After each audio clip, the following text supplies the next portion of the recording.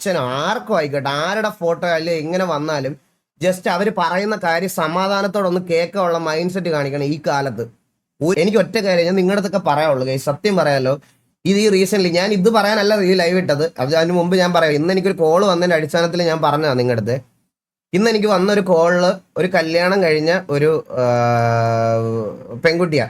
പുള്ളിക്കാരി പറഞ്ഞതെന്ന് പറഞ്ഞാൽ ഹസ്ബൻഡിനോടും ബാക്കിയുള്ളവരോടും പറയാൻ പേടിയാ, അവർക്ക് വീട്ടില് എന്തെങ്കിലും സീനാവുമെന്ന്. കാരണം അവരുടെ വെറുതെ പേഴ്സണൽ വലിയ ഫോളോവേഴ്സ് ഒന്നും ഇല്ല.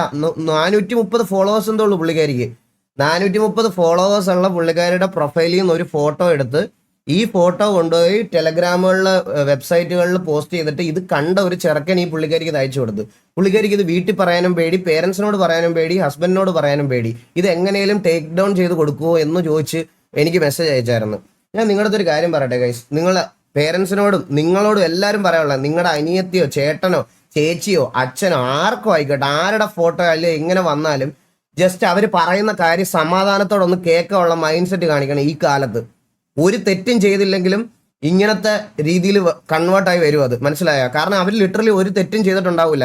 ചിലപ്പോൾ ചില വീടുകളിൽ സോഷ്യൽ മീഡിയ ഉപയോഗിക്കുന്നതും ഫോട്ടോ പോസ്റ്റ് ചെയ്യുന്നവർ റെസ്ട്രിക്ട് ചെയ്തിട്ടുണ്ടാവും. ചിലപ്പോൾ അവർ പോസ്റ്റ് ചെയ്ത നല്ലൊരു ഫോട്ടോയിൽ നിന്ന് ഒരു ഫോട്ടോ എടുത്തായിരിക്കും ഈ തന്തയിലായ്മ കാണിച്ചു വെച്ചിരിക്കുന്നത്. അപ്പം നിങ്ങൾ അവരൊരു വിഷമം വന്ന് പറയുന്ന സമയത്ത് നിങ്ങൾ അവരുടെ അടുത്തൊന്നും അവർക്ക് ചെവി കൊടുക്കണമെന്ന് ജസ്റ്റ് സമാധാനത്തോടെ കേൾക്കണം. ചാടിക്കടിക്കാൻ അവരുടെ അടുത്ത് ചെല്ലാതെ സമാധാനത്തോടെ ഒന്ന് കേട്ടിട്ട് അവരെ ഒന്ന് ആശ്വസിപ്പിക്കാനോ അല്ല അവർക്ക് വേണ്ടി എന്തെങ്കിലും ചെയ്തു കൊടുക്കാനോ പോലീസിലൊരു പരാതി കൊടുക്കാനോ നിങ്ങൾ ദയവ് ചെയ്ത് അതിൻ്റെ ഒരു സമയവും ചെവിയും കൊടുക്കണം. അല്ലാതെ നേരെ ചെന്ന് അവരുടെ അടുത്ത് നീ ഫോട്ടോ ഇട്ടിട്ട് അല്ലേടി അത് ചെയ്തേ എന്ന് പറഞ്ഞിട്ട് നമുക്കൊക്കെ നമ്മുടെ ഫോട്ടോയും നമ്മുടെ അഭിപ്രായങ്ങളും എക്സ്പ്രസ് ചെയ്യാൻ സ്വാതന്ത്ര്യമുള്ളൊരു നാട്ടിലാണ് നമ്മൾ ജീവിക്കുന്നത്. അത് ജസ്റ്റ് ആലോചിക്കും നിങ്ങളെല്ലാവരും. അത് കഴിഞ്ഞിട്ട് മതി ഈ പറയണത് പോലെ ഇത് ഇവന്മാരെ ക്രിട്ടിസൈസ് ചെയ്യാൻ. നമ്മുടെ ഫ്രീഡത്തെയാണ് ഇവന്മാർ യൂസ് ചെയ്യുന്നത്, മനസ്സിലായ? നമ്മുടെ കോൺസ്റ്റിറ്റ്യൂഷൻ പ്രകാരം നമുക്ക് ഈ പറയണത് പോലെ വീഡിയോ പോസ്റ്റ് ചെയ്യാനോ ഫോട്ടോ പോസ്റ്റ് ചെയ്യാനോ അല്ലെങ്കിൽ നമ്മുടെ ഒരു അഭിപ്രായം പറയാനോ എല്ലാം ഉള്ള റൈറ്റ് ഉണ്ട്. അത് ക്രോസ് ഓവർ ചെയ്യാൻ വേറെ ഒരുത്തിനും റൈറ്റ് ഇല്ല. അത് ക്രോസ് ഓവർ ചെയ്യുന്ന ക്രിമിനൽസിനെയാണ് നിങ്ങൾ ഇവർക്ക് വേണ്ടിയിട്ട് മറ്റേ ചൂടായി ഇവരെ ചിലപ്പോൾ ഡിപ്രഷനിലായി ഇവർ ചിലപ്പോൾ വല്ല പിള്ളേർ മൈൻഡ് കട്ടിയില്ലാത്ത കുറച്ച് പിള്ളേരൊക്കെയാണ്, അവരൊക്കെ കയറി എന്തെങ്കിലും ചെയ്ത് എന്ത് ചെയ്യും നിങ്ങൾ തന്നെ ഒരു പറ. സോ ദയവ് ചെയ്ത് ഇങ്ങനത്തെ കേസസ് എനിക്ക് കുറേ വരുന്നുണ്ട് കേസ്. ഇങ്ങനത്തെ കേസസ് കുറേ ഈയിടെയായിട്ട് എനിക്ക് ഇൻസ്റ്റാഗ്രാമിലും വാട്സാപ്പിലും എല്ലാമായിട്ട് പലയിടത്തുനിന്നും വരുന്നുണ്ട്. സോ ദയവ് ചെയ്ത് നിങ്ങൾക്ക് നിങ്ങളുടെ കൂട്ടത്തിലുള്ള ആർക്കെങ്കിലും അങ്ങനെ ഒരു ഇഷ്യൂ ഉണ്ടെങ്കിൽ അവരുടെ കൂടെ കട്ടയ്ക്ക് നിൽക്കുക.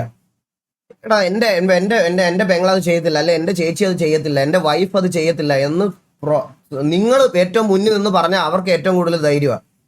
നിങ്ങൾ ആലോചിച്ച് നോക്കിയാൽ എൻ്റെ വൈഫിൻ്റെയൊക്കെ ഫോട്ടോ അടക്കം. എടാ ഞാൻ എൻ്റെ വിഷമത്തോടെ ഞാനൊരു കാര്യം പറയാം. എൻ്റെ വൈഫിൻ്റെയൊക്കെ പ്രഗ്നൻ്റ് ആയിരുന്ന സമയത്തെ ഫോട്ടോകൾ എടുത്തു വെച്ചിട്ട് ഈ AI വെച്ച് മറ്റേ അതും ചെയ്തിട്ടുണ്ട്. പ്രഗ്നൻസി ടൈമിൽ ഒരു പെങ്കൊച്ച് അത് കാണുന്ന അവളുടെ അവസ്ഥ നിങ്ങളൊന്ന് ആലോചിച്ച് നോക്കിയേ. നിങ്ങൾ ജസ്റ്റ് ഒന്ന് ആലോചിച്ച് നോക്കിയേ. പ്രഗ്നൻസി ടൈമിൽ ഇത് കാണുന്നത്. എൻ്റെ അടുത്ത് പലവട്ടം ഞാൻ അവളെ അപ്പോഴപ്പോഴേ ആ സമയത്തെല്ലാം ഞാൻ അവളുടെ അടുത്ത് പറയാറുണ്ട്, എടാ സ്ട്രോങ് ആയിട്ടിരിക്കും നീ.